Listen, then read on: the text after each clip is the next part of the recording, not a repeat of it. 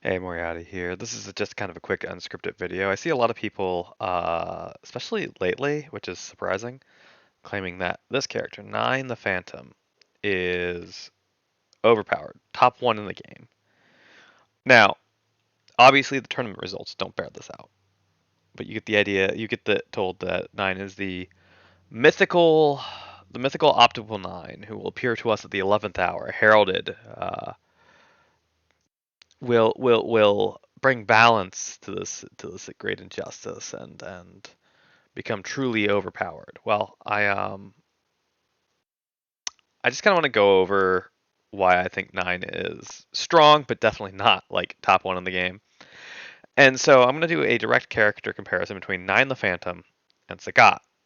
And immediately you notice Nine the Phantom has a Yu-Gi-Oh text block for a character ability, and Sagat has +1 speed.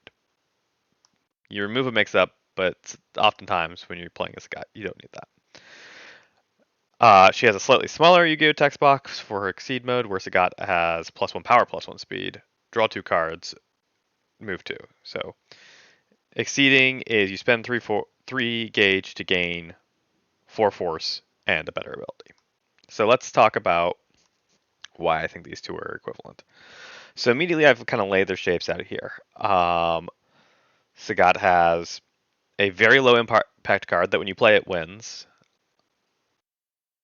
A better assault, has guard, but loses to spike on defense. Tiger Uppercut, which is an interesting slow. I don't actually think that 9 has an equivalent to Tiger Uppercut. You can kind of build your own Tiger Uppercut with Nine's tools. We'll get into that. A low power, high econ fireball at a above curd speed. A slow fireball that punishes pretty hard for 5 damage. More in the case of 9. 5 or 6 damage, I should say. Uh, or 7 for Sagat, but not so much for 9. A fast utility ultra that sets up your engine. And a 7 damage ultra that works pretty well at range 3 against slows.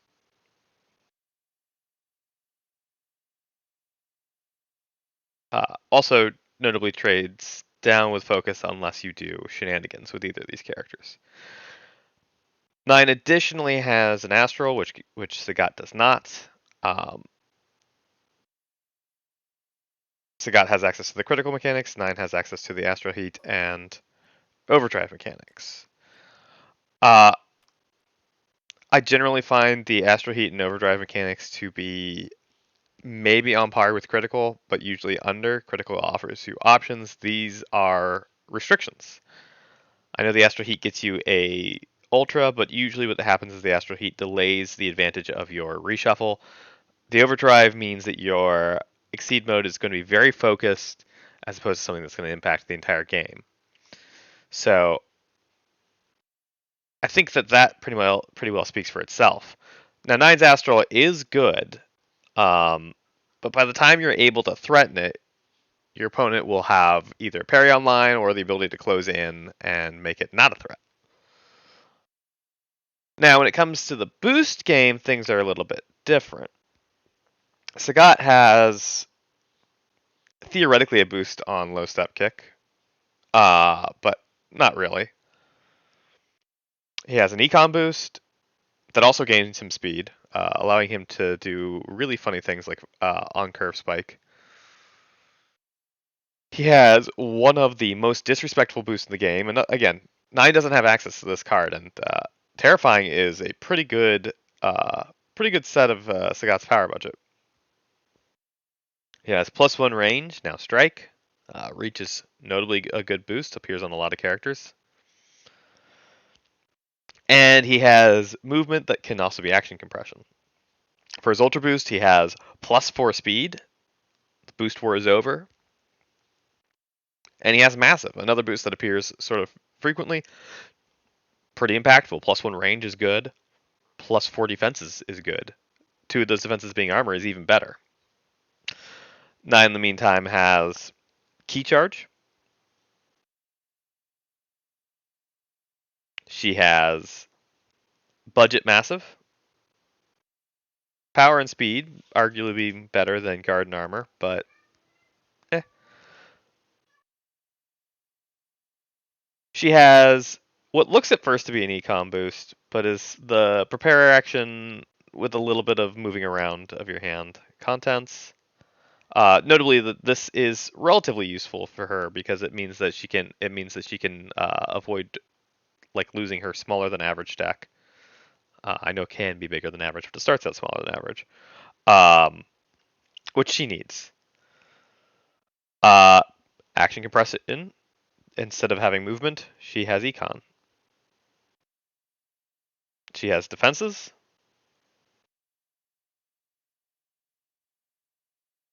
This is what allows her, by the way, to build her own Tiger Uppercut. And, of course, she has her econ boost. Notably, hers costs 2 force to gain you 2 force. So it costs it's even. It's a card change action, effectively, normally. But it can theoretically do the job of many of Sagat's criticals of if you win, you win. Oh, I almost forgot. She does have something kind of like reach, but it's slower. This is also her range 3 punish.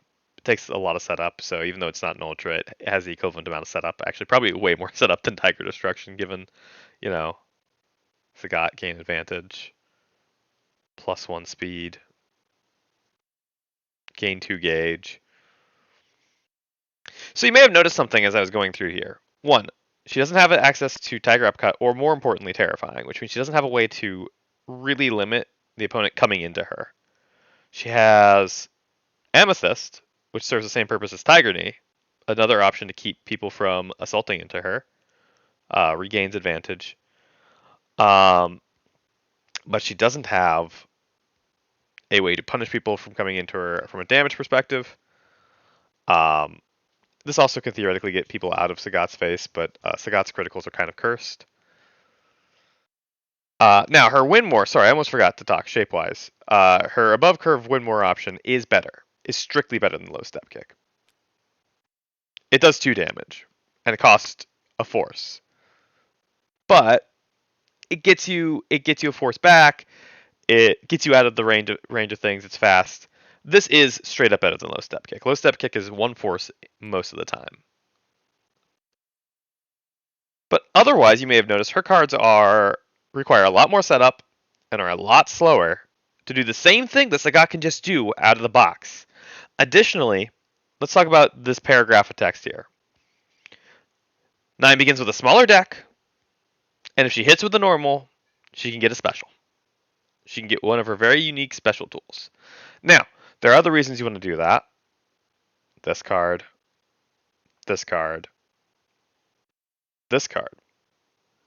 But ultimately, Sagat gets immediate value.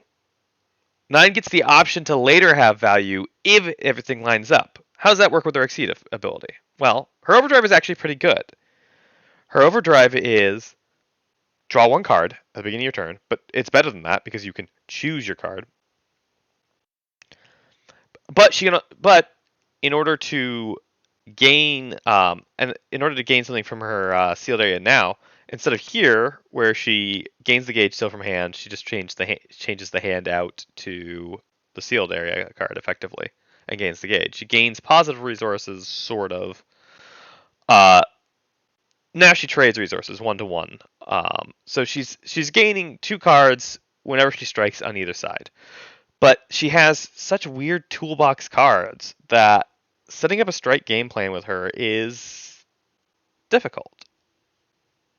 Setting up a strike game plan with Sagat isn't. If they're going to come in, you can Tiger Upper them. Once you have a card in discard pile, face up Tiger Shot at range 4 or 5 is pretty free, especially if they're not willing, especially if you have this in hand, because oh no, you crossed out of face up Tiger Shot anyways. This sets up this attack. This is loopable, by the way. This is also loopable, but costs 1/4, so it's expensive to loop. This is loopable. This card here can be focus or sweep. Theoretically, this card trades up with those two, but it doesn't beat sweep. It doesn't beat focus. It trades up. This annihilates. Sorry, when you're in exceed mode, it annihilates focus, and it annihilates sweep. And also, if they are cognizant, if your opponent's awake and stopping from low tiger shot, well, now you can retreat 2. You're at range 3. Take another action. So, as you can see, 9 has a pretty significant design flaw. And I don't think this is a design mistake or an error. This is on purpose. 9 is a zoner who slowly builds econ. She'll probably not deck out unless you're managing her resources very poorly, but she just slowly builds econ and value. Sagat does that. Does the same thing as she does, except he trades econ and value for power and stats.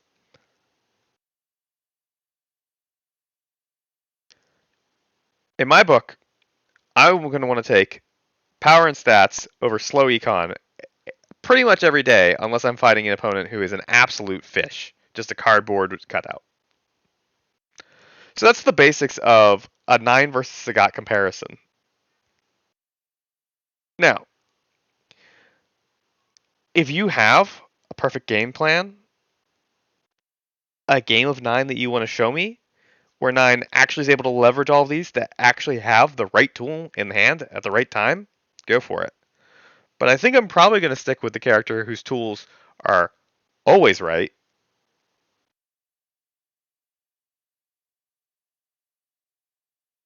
Than the character who might have the tool at the right time if your econ engine works. And oh man, isn't that hard? Which I don't think is the optimal 9 line, but I think the optimal 9 line is to treat her like Sagat, but leverage the couple of things, this, and this,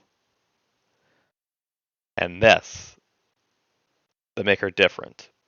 This does have the downside of her having a bad matchup into Sagat, but Sagat's rotating when Season 7 comes out, and 9 does not. So yeah. That's the short version of it. I don't have much of an extra conclusion. Oh, sorry. I do have one other thing to add. Her version of Tiger Shot either loses to sweep or costs you resources, which I think is very funny. Now, it's probably still worth it because it sets up for these two cards here, which is your you get to range 5 against 9. Hold one of these. But I just thought that was funny. Beat sweep at range 3. Loses to sweep at ranges it hits, and ranges it doesn't really. Basically, unless your opponent's past it, in which case you're eating something much worse than sweep.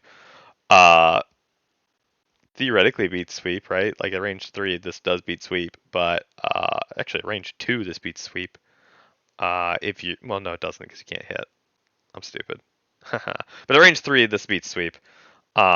And it can stun out some fireballs. It's like one of the faster fireballs in the game, but it does 2 damage. She has 2 very good fast, but here's 2 very good slows. Alright, I take 2 damage. Anyhow, prepare to eat 7 damage for the next 3 turns. Ah, damn, you got away from me. Anyways, I don't take any damage. Or, alternatively, you're at range 1 to set this up. Alright, discard 2 of your cards at random. Your precious cards that you spent that time setting up. Discard them at random. Not even a contest, guys. Anyhow, that's a short version. 9 has cards that win. Sort of. Sagat has cards that win. All caps. Sagat is a good character who has never been a problem for the meta. 9 is a good character who's never appeared in top 8. Well, no, sorry, that's not true. Appeared in top 8 with twice the first tournament that she was allowed to be in top 8. got defeated by Sea Viper. Uh, and the other one was the player playing Sea Viper, who got eliminated like the next round. Now, the first guy who got eliminated by Zane was a Nazi and got banned. So yes, okay, we'll never see what happens to him. But oh yeah, he also like lost to Zane because Zane plays an aggressive game. That's the one thing Zane does. I think that's what allows Zane to get so far at that tournament. People weren't ready for the pure aggression he put out, especially since he refined it via practice. An aggressive player will just annihilate Nine. All right, really ending the video this time. I promise.